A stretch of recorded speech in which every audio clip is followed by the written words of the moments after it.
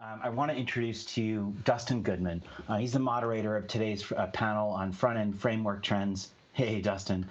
He's an engineer, a tech speaker, a blogger with over 10 years experience in web development. He currently acts as an engineering manager at ThisDot and actively contributes to free community resources through ThisDot.media. He loves learning new tech, finding ways to use it, even if he is talking to folks like Zach Leatherman and all these other fine folks. It's kind of a rough crowd, but we'll kind of let it slide because they've got some good stuff to contribute. He's going to lead us into this thing on front-end framework trends. Welcome, Dustin. Please take it away and let me stop talking. Thank you, Jason. That was such a wonderful introduction. Hey, everybody. I'm really excited to be here with you today and to get to host this really incredible panel. I don't know what he's talking about. Zach Leatherman's awesome. So as Jason said, I'm Dustin Goodman. I'm an engineering manager at ThisDot Labs, where we love to help people with their development needs, and we'd love to talk to you about your needs if it ever arises. But today, we're going to talk to this amazing panel, which includes Miško Hevery, CTO of Builder.io and the creator of both Angular and Quick, Fred Schott, CEO of Astro and co-creator of the Astro framework, and Zach Leatherman, staff engineer at Netlify and the creator of Eleventy. Welcome, guys.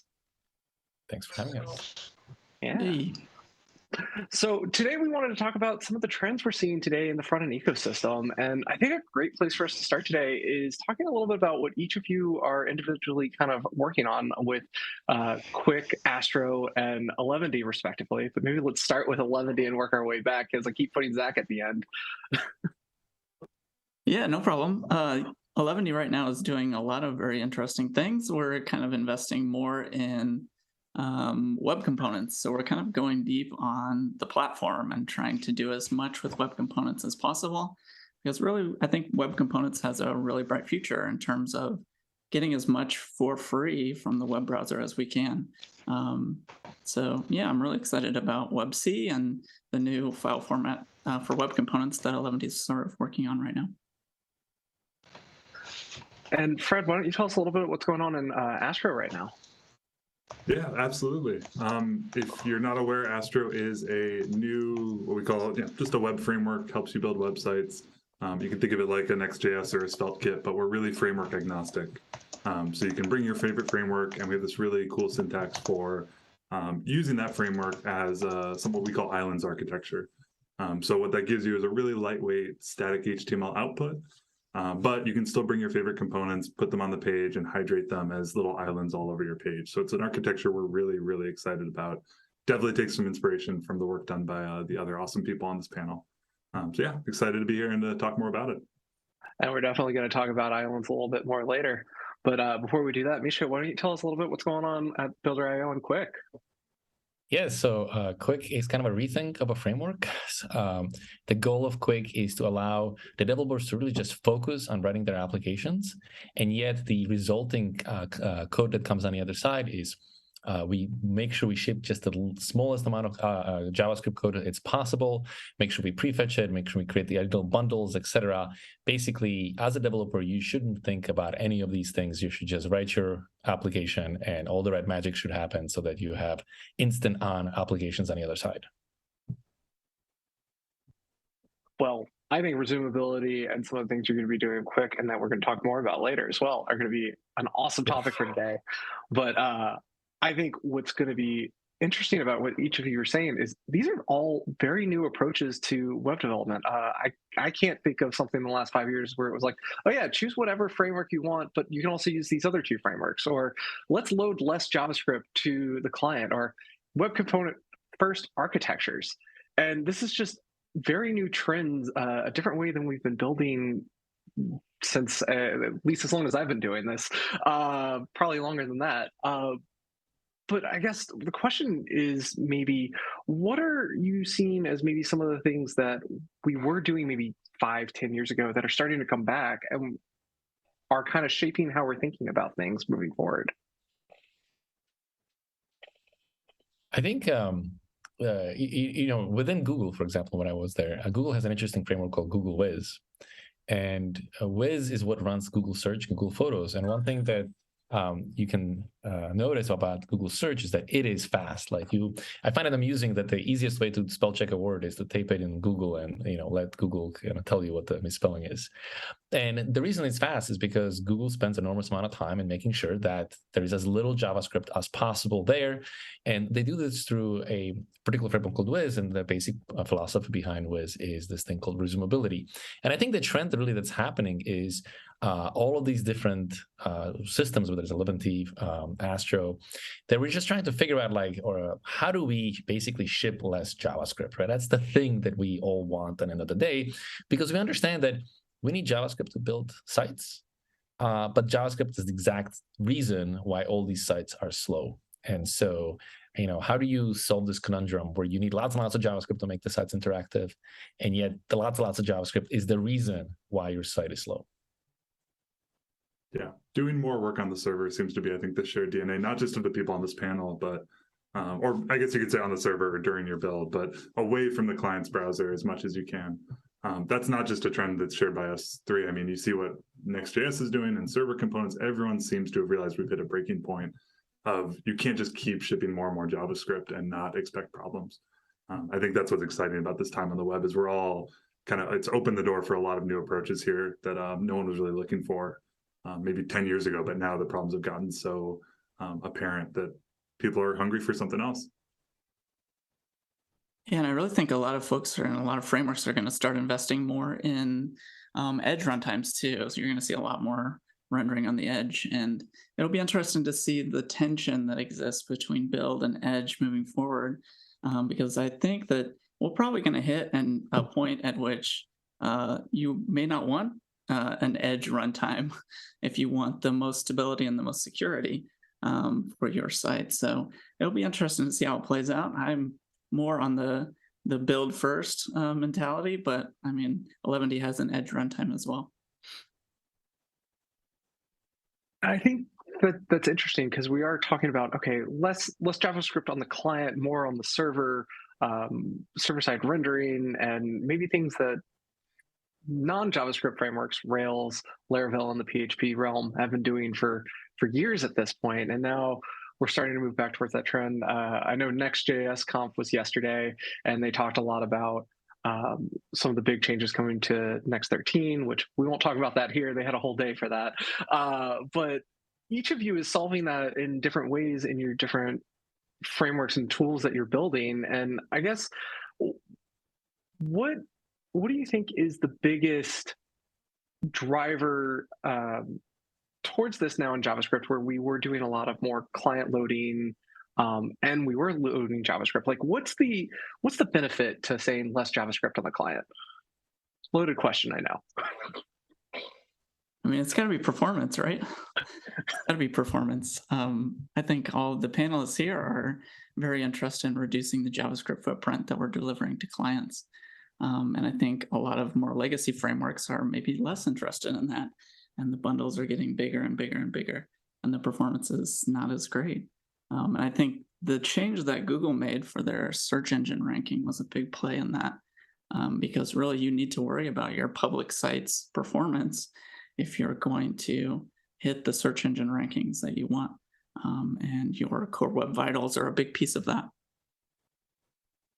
Yeah, I find it interesting that we care so much about performance. We as the community, I don't mean just the three of us or four of us here, and yet we are having super hard time actually making the sites. If you look at real sites in the wild that actually serve real traffic, green sites in terms of the Google's green, yellow, red categories are essentially unheard of. They're pink unicorns, and I think that it speaks that. It's not, the problem isn't with the developers, right? The developers, people like to blame the developers, like, oh, your site is slow because you have, not the best developers, right? But if that would be true, like, at least some companies have the good developers, and at least some companies should have good performance, right? But across the board, what we see is like, no, it's like, there are definitely companies that do better than others, but no company is really in the green category, so to speak. And so my argument on this particular topic is that this is not a fault of the developers. This is a failing of the tooling, the tool systems that we use and the approach we take. And so the thing to really to look at is like, well, how did we get here? Like what path did we take that it got us into the situation where that our tools are kind of failing us, right? And if you use any of the existing kind of mainstream frameworks and you follow all their best practices, and yet you end up in this undesirable location. So what went wrong?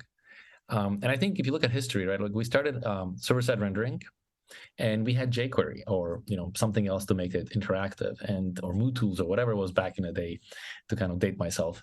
And the good thing was that it was actually performant, because you really only wrote jQuery for the code that changed, and for the static code you never bothered writing any jQuery. And so the sites using jQuery and server-side rendering were actually performant. But nobody liked to write those sites because you ended up writing essentially everything twice, right? Like the moment you had a input form that had to be interactive, it was rendered once on a server and then yet again using jQuery on the client. And so all kinds of things would go out of sync and so on and so forth. And so frameworks kind of transitioned into component-centered architecture, right? Like I think AngularJS might have been, I'm not saying it's one of the first ones, but like definitely had something to do with it. And so we went down this path of single page applications, and everything is a component. And it was great from a DX perspective, right? Because there was just one component you had to write and it would run and everything would be awesome, except that performance wise, it was a disaster. It took, you would see a white screen until all the JavaScript executed and rendered and everything. And then you could have an application. And so people were like, that sucks. So like, we need to have a workaround. And so hydration, or rather server-side rendering, is kind of a hack to basically entertain the user while we actually do the real thing, so that you can actually do the work. So anyways, I feel like I'm going on a monologue over here, so I'm going to pause here and let others speak. But like, I think this is kind of how we got here. Yeah, I'll double down on what Zach said about you can't understate how important it was that Google started to kind of put their hand on the scale here. It made performance almost like overnight. It felt like go from like this thing that everyone knew they should be doing, but no one was really caring about because developer experience was coming first, or the marketing team had a script that they wanted to throw on the page and that took priority. But now there's a real dollar and cents attached to web performance, which ultimately is what the users, you can track that down to the actual data of what users see when they go to an e-commerce site. Every second of extra load time is an actual dollar and cent being lost. So yeah, Google was very smart to do that. I think it really changed the conversation here in a way that we'd all seen coming, and I think a lot of people had seen coming but didn't know what to do about it, and that really lit the fire. And I want to reiterate, nobody's suggesting here that we should go back to the jQuery days, right? Just to be clear, right? We have amazing developer experience, and so whatever happens in the future, right, we need to focus on performance, but nobody wants to go back to jQuery days, right? Like we want a single source of truth for our components, right? Whether it is whatever language it be. I think, JavaScript is probably kind of winning and should probably be JavaScript, but I'm not saying it has to be. The thing we don't want is multiple languages in the world, because that doesn't work. So I think y'all are all kind of touching on this really interesting idea of, okay, hydration's the problem that we're trying to solve now. And you all are kind of approaching it from different perspectives. In some cases, runtime performance, in other cases, startup performance. And I would be interested to kind of hear from each of you which problem angle you're really kind of taking it from, and what are the downsides of only doing that approach, or are you doing a hybrid approach, and what are the benefits of doing that? Fred, I kind of want to start. I don't want to go first again, so I want Fred to go first on this one. Okay, I'm going to give Zach a shout out. So I was hoping I could build on it, but instead I'm going to flip it. It'll be a transition into Zach's answer, I guess. All right. Yeah, so what makes Astro unique in this story is we're kind of walking the line here between two worlds. The world of all components all the way down your stack, your full stack React, your full stack Vue, whatever that might be. We're trying to bring anyone coming from that world over to a world where you start thinking of that as something you ship to the user and more as just something you can use to build interactive experiences. But if you're just server rendering HTML, why not use a language that feels more like HTML? And so that's where we bring in this kind of built-in templating syntax. It feels like a component, it's very component-driven. It has these nice JSX kind of things, and it gives you a really clear separation. Here's your server code, and here's how you use that in your template. It feels a lot like Svelte or React, but then also gives you all the powers of the frameworks you want. when you need that interactive UI. So those become the islands on your page. That's how we kind of tell the story all the way from HTML rendering to interactive client on the front end. I think the biggest surprise for us has been that once you give someone that new language, so a language that feels a lot more like HTML, you can literally throw a script tag in if you want. And any HTML that's valid HTML is valid, this Astro syntax that we have built in. The biggest surprise for us building our own sites with Astro is we start to reach for frameworks way less often. And actually, web component design, I've always, I like the idea of it. I was on the Polymer team at Google. Like I have nothing against web components, but I like everything that React or Svelte can offer. So I usually reach for that instead. But what's so surprising about Astro is when we're building our own like dub site, I think there's a couple, 3 maybe interactive components, and all of them were just built by putting a script tag on the page and creating a web component. Because it was something that was marketing content. It didn't actually change that much. It was just like we wanted to be interactive and feel kind of real. But that could have all been just like the script tags there because we have HTML. So you can just inject that on the page and it all gets lined up nicely. And all of a sudden, this like really cool API that I feel like has always been off to the side is brought to the forefront inside of Astro. And the reason I wanted to build on is Zach, I know, is playing around with this exact same idea. So that's something that gets me very excited, is just like the power of HTML. And I think what Astro tries to do is it tries to bring all these tools together into one cohesive story. Yeah, and I think just to build on what Miško said earlier, it's really comes back to the amount of JavaScript that we're delivering, right? I mean, the performance story is such a big part of this. And yeah, I mean, I think Astro is great. I love Astro. It's awesome. And I think the approaches that 11D takes is very similar to Astro in many ways. And we're really kind of doubling down on web components as our sort of templating language of choice. But I think all of the panelists here are just really, again, trying to reduce the amount of JavaScript to the end user. And furthermore, like reducing when that JavaScript is loaded. So I think Fred's point about the Astro homepage being a few interactive components. When I worked on sort of the netlify.com rewrite a few years back, we used Vue single file components, but those were all server generated markup. There was no Vue on the client. Whenever we needed to build interactivity, we did it through web components. And I think using web components for enhanced behaviors or interactivity on the client is a great approach, because you're really using as much of the for free things that are built into the browser and built into the platform that you can. And it really reduces the amount of JavaScript that you need to write and deliver, because the features are already in many ways bundled with the web browser. I think Quick is taking a slightly different approach. I mean, the goal is the same, right? The goal we all have is ship less JavaScript, don't overwhelm the browser, right? I think Astro and 11D basically are trying to take existing technologies and put them in kind of a sandbox, so to speak. I don't know if that's the right word here. Correct me if I'm misusing it. Make sure that as little of this JavaScript gets to the client as possible. And but because we're using existing technologies, they still have hydration. And if you back up a second here, you realize hydration is kind of the core problem at hand, right? Because hydration is, if you think about it, it's a way for the browser, for the framework to recover information about the application so that it can figure out where the listeners are, where the components are, what to do when you click on something, and so on. And that figuring out is the expensive bit. And so with technologies like Astro and 11D, we're narrowing down the amount of stuff that the framework has to figure out, and hopefully also delay when the framework has to figure this out, right? But there's still hydration, right? And so in a way, we are debating about when the hydration is happening here and which part of the overall system need to hydrate.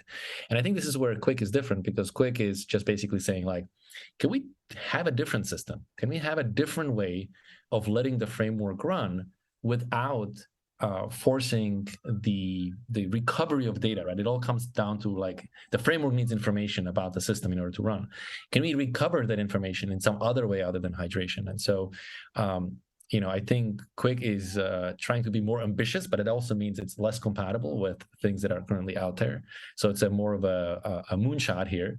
But the value or the goal here is that Basically, you get to write your code in JavaScript, just like people love, like essentially one single unified system.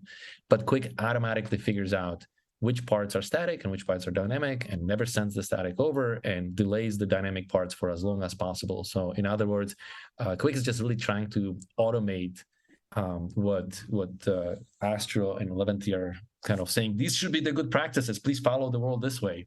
And so we're just trying to automate it to the point where like you just don't even have to think about it. You just write your application, and essentially for free, without thinking about it, you get the right stuff to the browser. And the right stuff here is minimal amount of JavaScript for as long as possible delayed.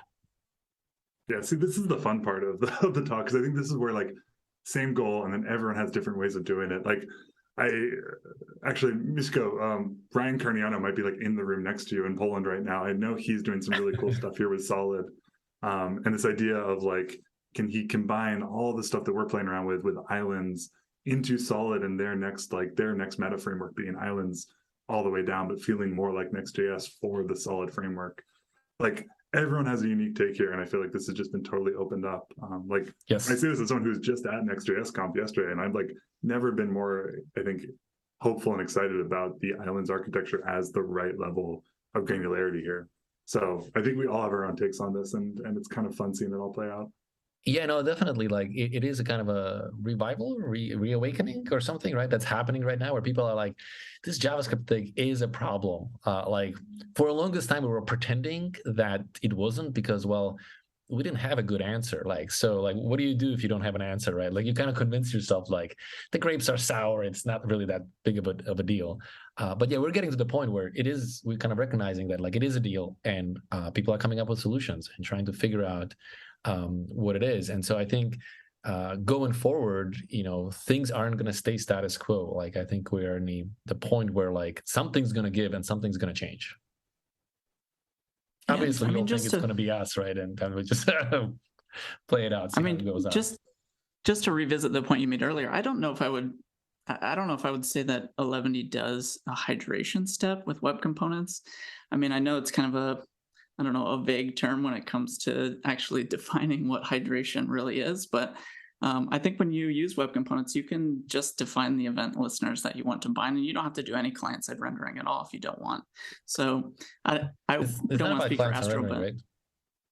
Well, when you're transforming the DOM in some way, you are. I mean, I don't know exactly how you're defining hydration, because I think everyone has a subtly different way of defining it. That's a good question. To me, hydration is what the framework does. So for me, hydration is the way of recovering information that the framework needs to know when you click on something, or the browser needs to know when you click on something, what should happen, right?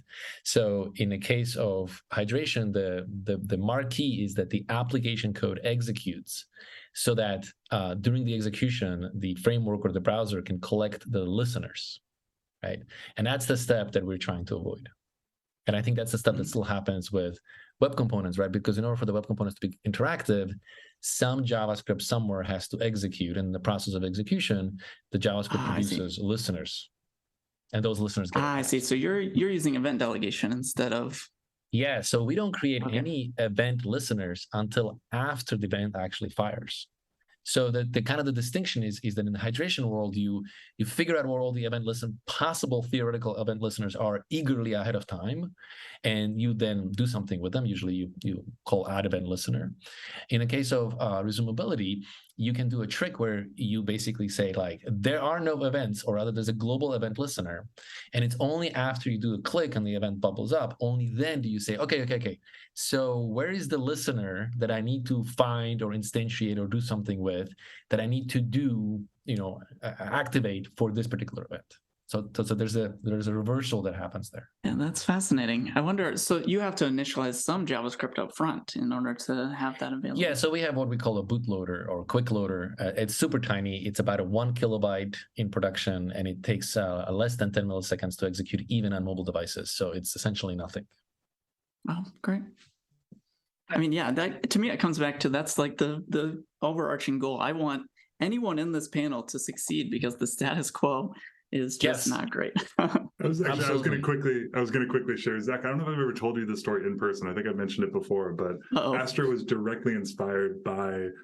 We used Alemany to build the Snowpack doc. Snowpack was this other project I worked on. Yeah, I remember that. Used it. It was awesome. Loved it. And Alex Russell, like internet Twitter performance grandpa, like DM'd me personally when we launched that site, was like, oh my God, this site is so fast. How did you do this? Like, I want to hear, like, what was the story? How, like, what can we take from this? And I was like, I don't know. I just used 11D and like wrote it all with HTML. And like, I didn't need a framework really, except for this one page. So we put it on that one page and that was that. And like that stuck in my head for so long. And I think that's what you're getting at here. Like, you just don't need to reach for it until you need it. And that really, I like to like kind of reiterate this thing, which is that the thing that happened, right, is that you just followed the basic documentation, the best practices or whatever you happen to have, right? And you ended up in the correct spot. Yes, exactly. And this is the thing right now, is that when you follow best practices of the major frameworks, you don't end up in the correct spot. Yes. Right. And that's the thing that needs to change, right? Is that without thinking, without putting effort into it, without, putting engineering resources at this particular problem, which we all know will never go because there's always something more to work on, without doing any of that stuff, you should just naturally end up in the correct spot. I'm going to check pit of success off my bingo card. There you go. Pit of success. Yes, there you go. Yeah. No, absolutely. I think you're all touching on something as well. And to some people who are maybe listening to us right now, they don't know much about island architectures, or maybe they do. I could be mistaken. But islands architecture is something I learned very recently listening actually to somebody internally at my company talking about Astro and walking me through how to use it. I'm using it on my personal site now kind of as a result of that. So plug to you, Fred. But can Zach or Fred, one of y'all walk us a little bit more through kind of what is island architecture and why is it helping with this problem? Yeah, I'd love to take that. I mean, it's not something that Astro created. We actually grabbed it from Etsy's front end team in 2019. I think it kind of pioneered this idea of islands and partial hydration. Jason Miller of Preact then wrote the kind of like definitive blog post on it. And then we took all that great work and turned it into a framework. So we certainly didn't come up with it. We definitely like kind of productionalized it into a single framework that kind of automated it for you. And yeah, I think like to give the pitch of it, I think, Miško brought up some great points about why resumability is this really cool way of thinking in terms of actually only loading JavaScript as soon as you need it. But Astro, I think, takes this other approach, which is actually that the island is the right level of granularity, that when you think about your page, you want things to load, maybe not urgently, like blocking the kind of overall page, but like you don't want it to like load right when you need it, right when you try and click something. So we actually like this idea of the component being the level of granularity, where if you have a header that's maybe pretty lightweight, but has some sort of like let's say a search box, that's some one interactive component. And then down the page, you have like the big, heavy image carousel that like the marketing team's forcing you to put on the page. What Astro lets you do is start to break those up with that, while still letting you use React or Svelte, whatever you want to do to build them. But they're now actually operating in individual islands. So think of them almost as like micro front ends or separate apps running on your page. That lets you then say like, okay, this search button or this buy button, like this is super urgent. Like load this as soon as you can, like kick this off ASAP. But like that image carousel, like, you know what, do that like kind of when you have a free moment. Like we don't want to wait too long, but like do it when the browser gets idle. Like don't block the page, do it when you have some free time. Or even better, you can do this like client visible tag, which basically says like, this is so far down the page, we don't even think most users are going to see it. Let's wait for the user to scroll a bit. And if they start scrolling, if they see it on their page, that's when you should hydrate that island. We're still not doing it right when you click. We're still giving you a little bit of time to see it. The user tries to click it, and hopefully in that moment, between that time, it's loaded. So it kind of started as this like, is this transitional tech? Is this something that lets you bring old frameworks into the new world? But I think as time's gone on, we're just really excited about islands in general. This idea of thinking more and more of your site architecture as, here's your interactive bits. You kind of get to tell us how important they are because you as the developer have that context.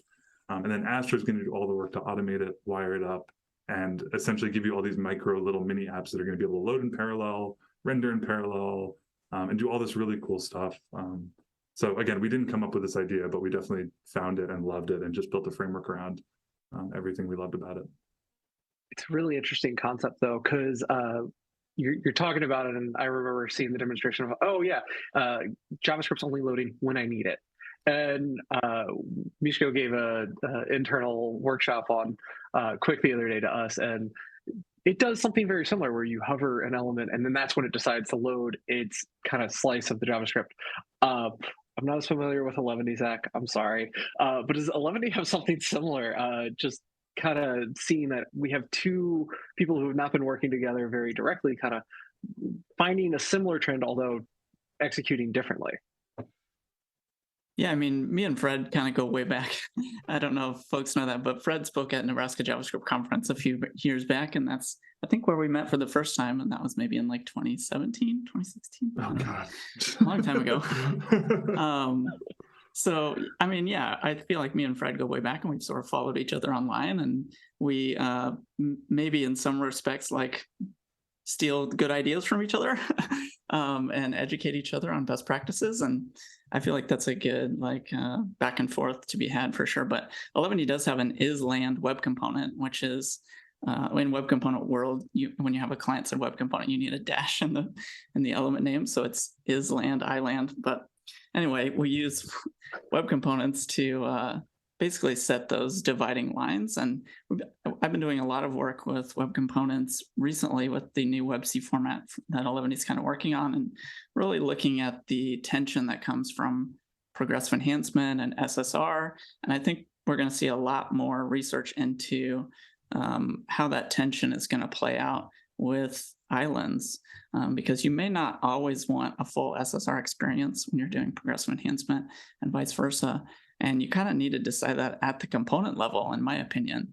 And I mean, we're kind of getting in the weeds here, but I don't know that having a compiler automate that is a possible end goal for the code that I would want to write. Yeah, I feel like Zach did a great job of taking, I love the Island project. I think it's really cool because we really, when we started, we're just like this, we don't know what we're doing here. We're just going to make this very we're going to do it all almost internally to Astro. Astro is the playground, the sandbox, and we're going to try these things out. And I love that you kind of took that. I was like, no, this is it can be externalized, it can be pluggable. Big fan of Island. I think that's a great kind of next evolution of making these ideas easier to build on top of.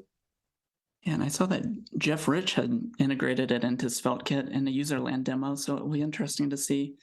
Island is a 11D independent thing. It's not coupled to 11D, so other frameworks can get good use out of it if they'd like. Astro V2 powered by Island. That'll be the tagline. Hey, there we go.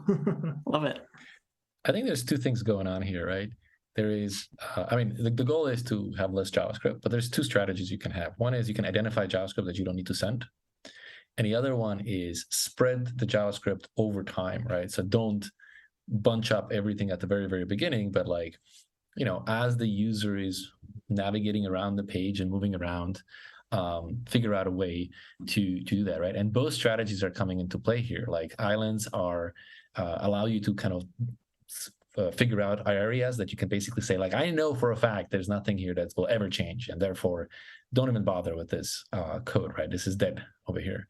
And the islands themselves are a form of delaying it later, like Fred pointed out, it's below the fold, you don't need to see it, so we'll wait until something happens.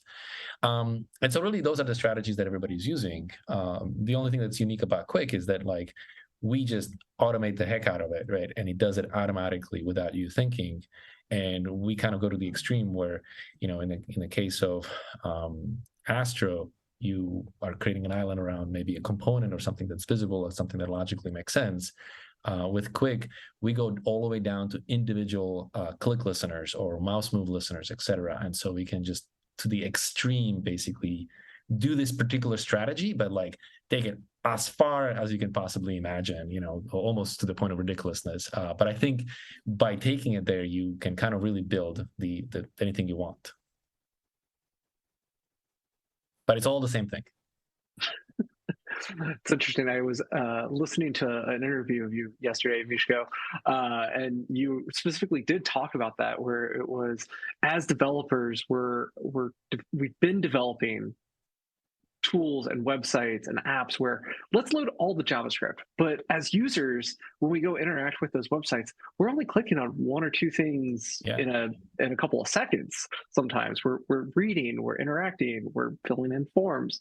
But as developers, we've just been here's all our code. You need all of it, regardless of whether or not you're going to interact with it. And I think that's an awesome and amazing problem that each of you have solved in slightly different ways, very different ways. I don't know why I'm saying slightly, very different ways, but they kind of have the same end result of we are ultimately shipping less. So I think this is the question, just looking at the clock and just wanting to get this question to y'all, but where do you see us as developers in 5 years when it comes to the state of web frameworks and the type of tooling we'll be using? Are we all going to be using resumable island architected applications, or are we going to be back into just we're shipping HTML and that's all that users actually see? We don't even need JavaScript anymore.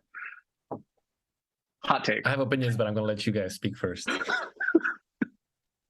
I mean, I feel like that's a very interesting question. I feel like the web was sort of born from declarative HTML first sites. And I think the more things that we can move into declarative land, the lower the bar is for new developers to join. So if we really want to grow the web into a large platform that anyone can develop on, I think that there's a huge case to be made for moving as many things into a declarative model as possible.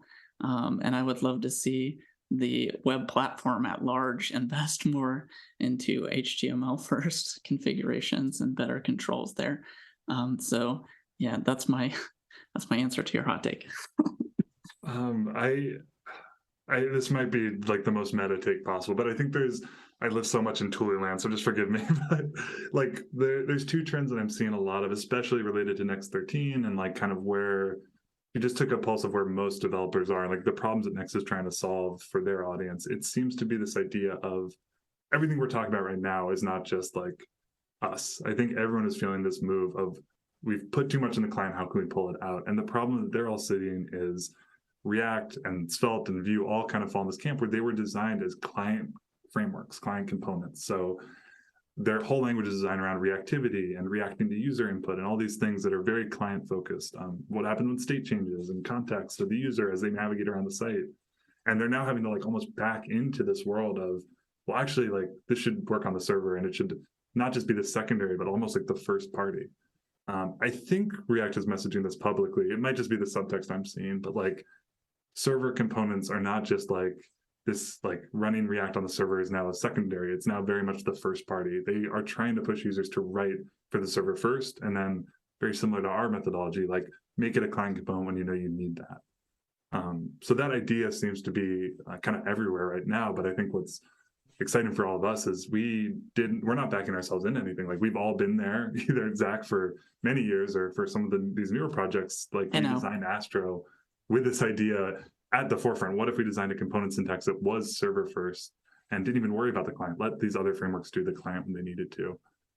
That's a big trend that I see that I think is really exciting, not just to see how I think everyone here feels very kind of like we've been thinking about this for a while, but also just to see these other larger audiences bringing users into this way of thinking as well is super exciting. The other one I'll just quickly throw out is it seems like the compiler is becoming more important. I think like Quick is so powerful because of its compiler, but you're also starting to see React do more compilation level stuff. There's that like use memo demo that was like, what if React could like remember everything it had ever done? And like, there's all these cool features that seem to be setting up a more powerful compiler in the future. Again, I'm just channeling Ryan Carniato, but he's definitely been talking about that a lot. Solid.js, Svelte, they all use their compiler to make more efficient code. And I think that seems to be a story that is accelerating. And the idea of compiling a web framework to get the absolute most out of it seems to be something that we'll see more of in the future. So no more JSX in the browser. I don't think that's the future, which I think a couple of people will sigh some relief there. Wait, no more? Not like none of it? I guess no more talk of that. Put it to rest. I think there's space for it. But I want to totally echo with you what you said is that, yes, the client-side frameworks, they really were designed from client-side rendering first, and the server-side rendering was a afterthought, and it's a hack, and it shows in this particular technology, right? I think Astro and Leventy are taking different approach, saying like let's do declarative on a server. I think what Quick is saying is like, well, let's not throw the baby out with the bathwater, so to speak, right? Like, let's have a framework which says like, no, server-side rendering is not an afterthought for you. Lazy loading code is not an afterthought for you. Rather, all of these things are basic properties that the framework has to have from the very, very beginning.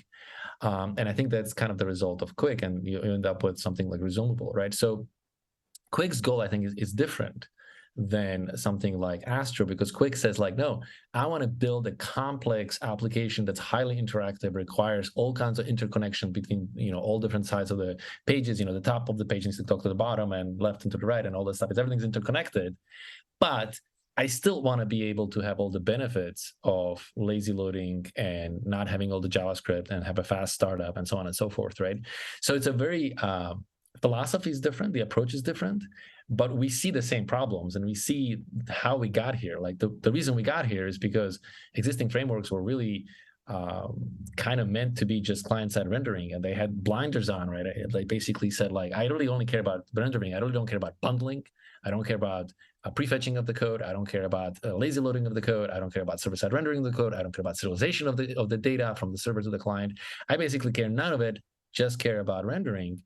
And then, all this other stuff became an afterthought. And because it's an afterthought, you see it.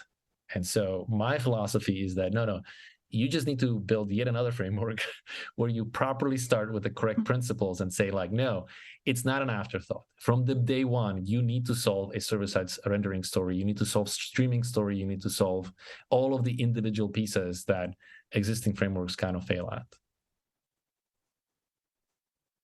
Thank you. I think we're opening up to QA. Is our next up? Jason, you coming back? We're doing I think live so. quality Maybe. assurance, or are we doing question and answers? Yeah. Hey, Jason.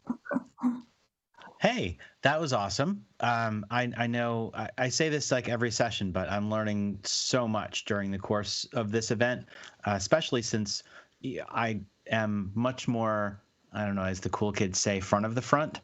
Really, CSS is my best friend. So that's what I spend my time with. But one of the first questions that came in from Chris, I think, is actually a really interesting one. What we've seen, I think, over time is, and let's take, a mouse over effect as an example. That started out in front page 98 as a Java applet. It then was, more or less horribly done as JavaScript code.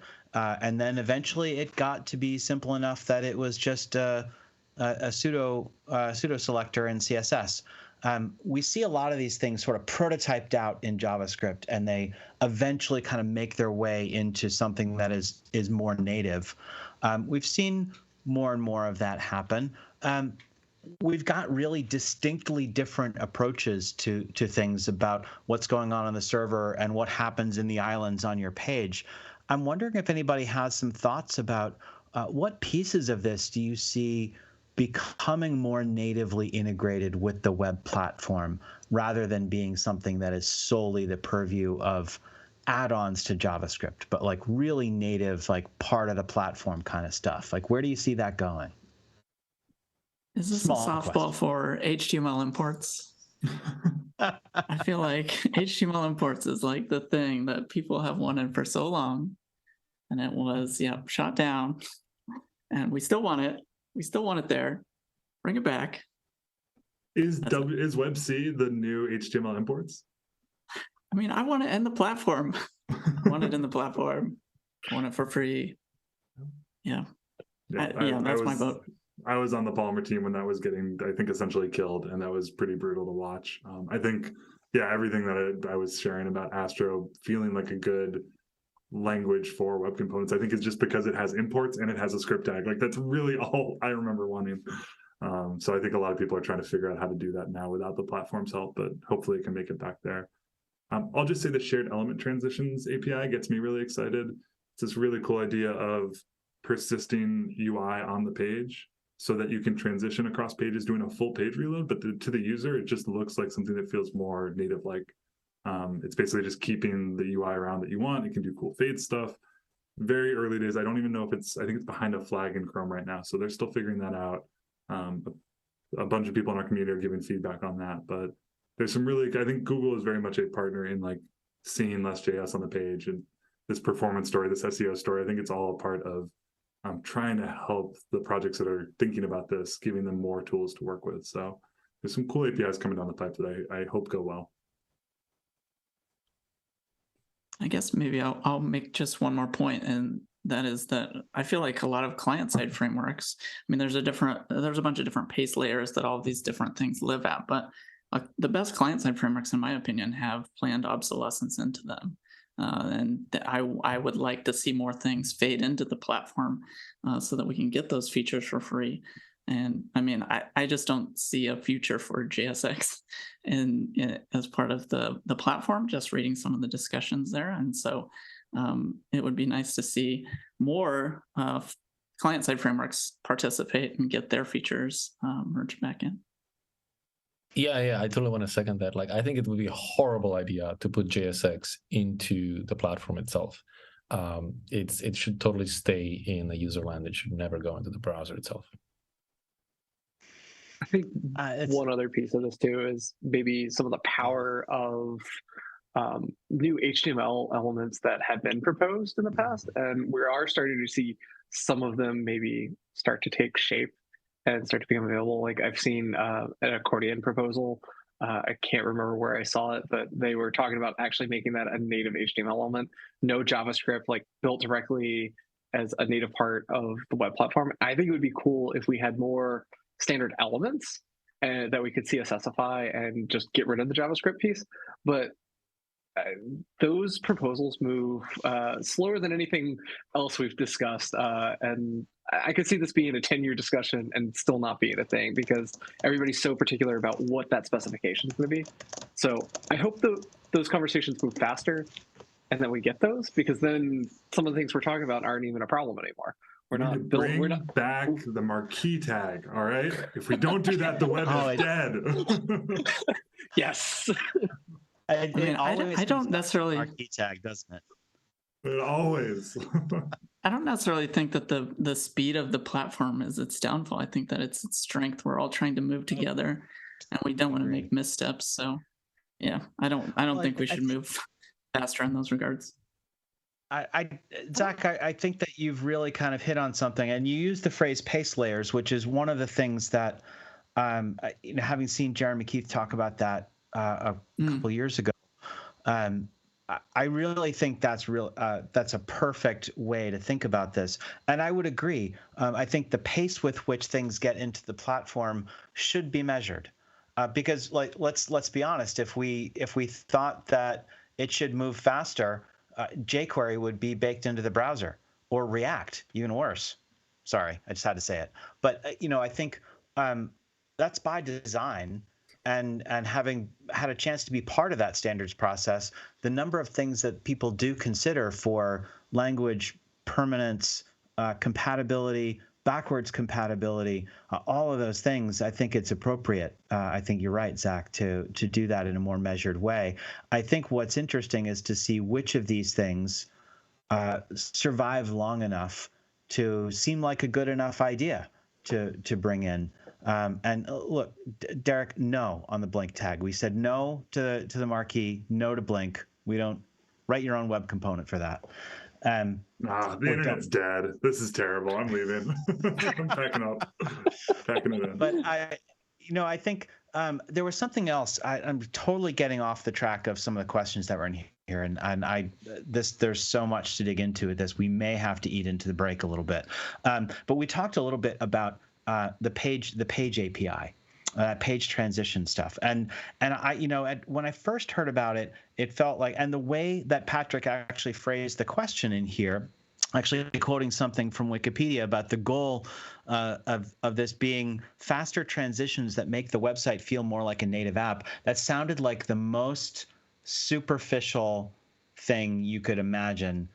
If the whole point of SPAs and all of this new APIs is to make the transition from one page to the next smoother, but then you stop and think about that for a second.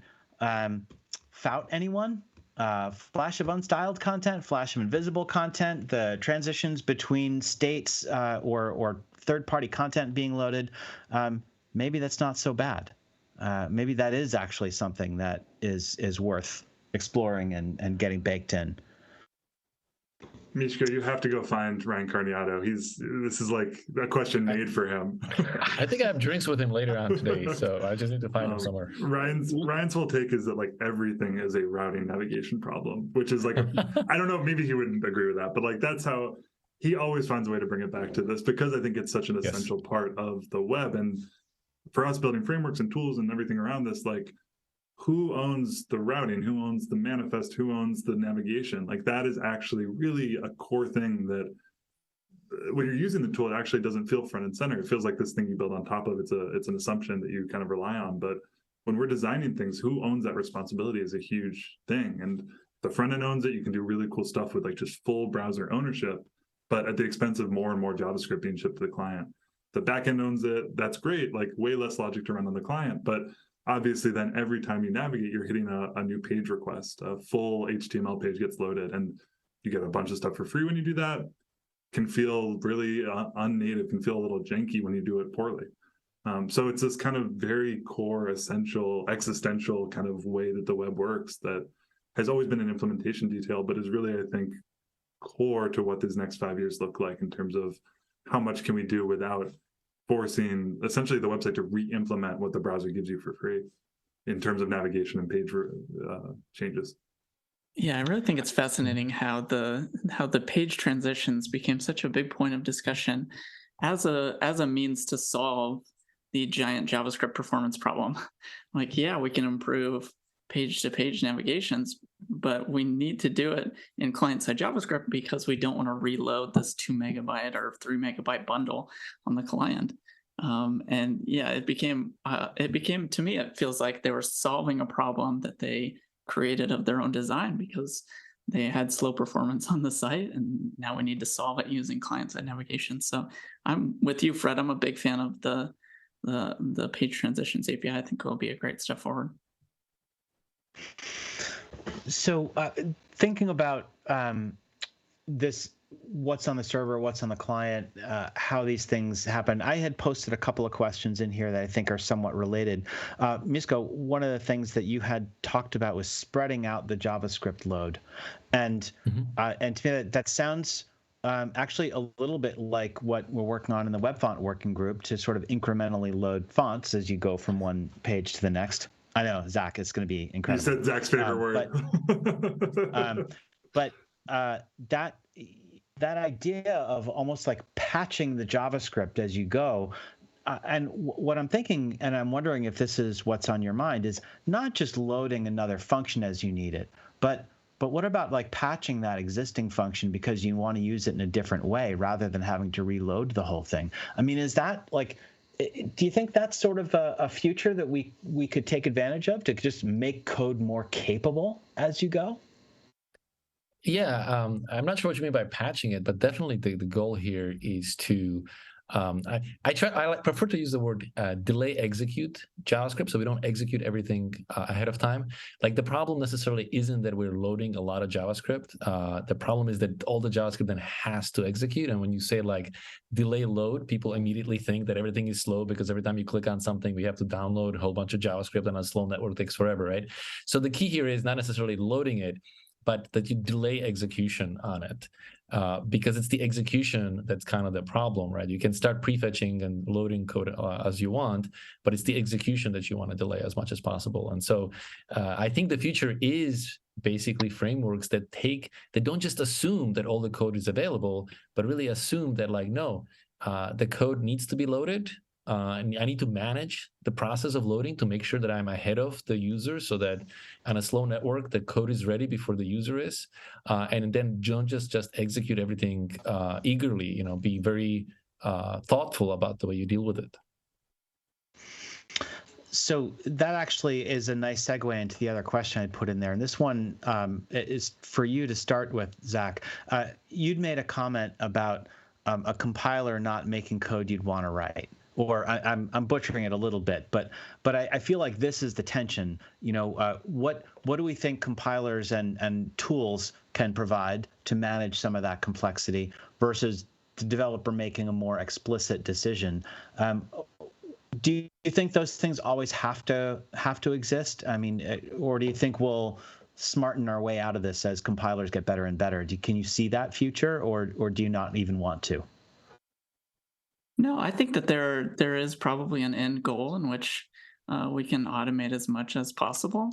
I feel like I don't know, the thing that I would recommend for the general population is maybe not always the thing that I would want to write in my own personal code, which is a hard decision to have to make. But yeah, I feel like right now I want fine-grained control over how each component loads. I want fine-grained control over the progressive enhancement story for each component. I want to know exactly where that component resides in the website in terms of the real estate, so I can make smart decisions about how the code is loaded and when it needs to be loaded.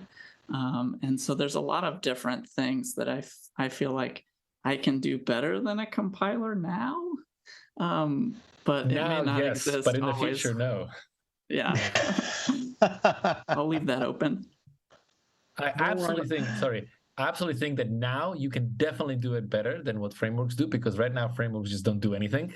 So absolutely you can do it better than the frameworks do right now. But if you had a framework that just automates the whole thing and you just don't even have to think about it, that's a better world. Zach, the machines are coming for all of us. There's no way out of this. You just got to accept it and move on. Thank you, Fred. Well, Fred gets it. We already found out that we can feed our napkin sketches and Figma files into Microsoft's like app builder tools. So I mean, my job's out of here too. So. There will always be a job for artisanal HTML. That I believe in. I need that on a mug. Man, this is it's been absolutely wonderful. You all are stars. I learned a ton. Always enjoy seeing you, Zach. Great to meet all the rest of you, and thank you so much for everything that you brought to the table today. This has been fantastic. Yeah, it's awesome chatting with y'all. Yeah, thanks for having me. Likewise.